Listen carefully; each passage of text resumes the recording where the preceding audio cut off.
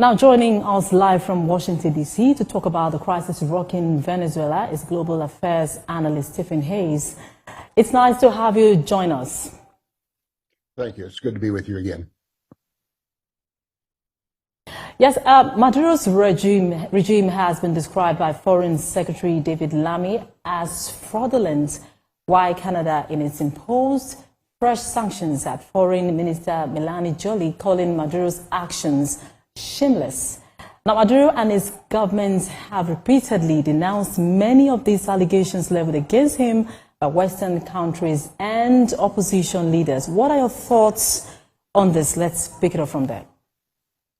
Well, I think it's sort of a set of complex thoughts. When I read this this morning, I think one that the sanctions are probably deserved. I think that they are late in coming, frankly, although I understand why they waited until the inauguration. But how effective they're going to be, I don't know. I've always questioned the effectiveness of sanctions. These are particularly aimed at individuals, which I think is better than general sanctions overall, because in general sanctions to a country, what often happens is that the poor and the workers suffer more than the targets do. And that will probably be the case in any case with Venezuela. But I think that there are a lot of implications. A second area that I was thinking about too is that whether Trump would have done the same thing, and I don't know. He's more transactional. He might have tried to strike a deal, but this also does force the next administration to either support those sanctions or withdraw them, which would be politically damaging as well. So it's all very interesting to me right now. All right, let's quickly talk about the sanctions that were made. What are your expectations as these sanctions and calls for arrest continue? Also, what is the future of democracy and the rule of law in Venezuela, most especially in the light of what has been described as Maduro's illegitimate attempt to seize power? I think that the sanctions, the first part of your question, the sanctions are going to have minimal effect, frankly. Basically, we were already in many of those same positions that the sanctions now make official. What I think is more interesting to me is that the other countries, at least Canada certainly, and Canada would have been very careful about what they were going to do, support this, as does UK and other countries. So it's going to create a stronger international momentum within certain circles. It's also going to drive Venezuela even closer to Russia, and perhaps China as well. So it's again, nothing is really simple. It's fairly complex on that. It's going to be a long-term process, as all sanctions are, but this does put a lot more pressure on Maduro, which I expect him to resist as long as possible. As far as the arrest warrants and so forth, they're not going to have an effect. He'll go to where he's safe. He's not going to travel where he's going to likely be arrested or could be arrested. So it's largely, I think, pro forma in a way, perfunctory, but it is an important statement. As far as the future of democracy, I think that's a worldwide question right now. That's not simply limited to Venezuela.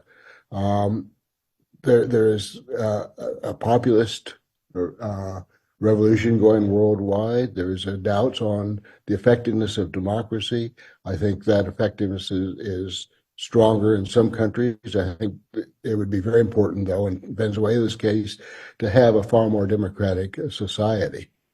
So I think that's going to put pressure to conform to that direction, but I don't think it's going to happen easily.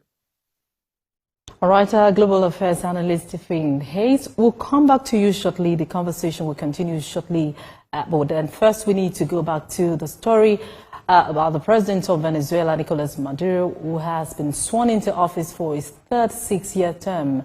Mr. Maduro has promised that his latest tenure would be a period of peace, but the U.S., which finds his leadership crooked, has announced a $25 million reward for information leading to his arrest. We have a report. Apart from the U.S. pledging a $25 million reward for information leading to the arrest of President Maduro, It is also promising a reward for the arrest and conviction of Venezuela's Interior Minister, Diosdado Cabello. The U.S. is offering a new reward of up to $15 million for the arrest of Venezuela's Defense Minister, Vladimir Padrino. In the same vein, the UK has also issued sanctions on 15 top Venezuelan officials, including judges, members of the security forces and military officials. The UK's Foreign, Commonwealth and Development Office says those sanctioned were responsible for undermining democracy, the rule of law, and human rights violations. The UK's Foreign Secretary, David Lammy, describes President Maduro's regime as fraudulent. Meanwhile, the EU says it will be extending restrictive measures against Venezuela because of the country's lack of progress on restoring democracy and the rule of law. It has sanctioned 15 Venezuelan officials. Canada has also imposed fresh sanctions in what its foreign minister, Melanie Joly, calls Maduro's shameless actions. The country says it will not tolerate the erosion of Venezuela's democratic process or the repression of citizens seeking to express their rights. The results of Venezuela's election on the 28th of July 2024 were widely rejected by the international community, including Brazil, Colombia, and some of Venezuela's left-wing neighbors. The inauguration ceremony was overshadowed by condemnations by the international community and Venezuelan opposition leaders. But the Venezuelan president and his government have denied the allegations made by Western countries and opposition leaders. Mr. Maduro blames the collapse of his country's economy on US-led sanctions, but his critics blame it on corruption and economic mismanagement. Meanwhile, in Ecuador, Madrid, Paraguay, Spain and Colombia, hundreds of Venezuelans joined a global opposition-led demonstration against Nicolas Maduro's leadership. The Venezuelan communities in these nations say their agitations against his leadership will not stop until he is out of power.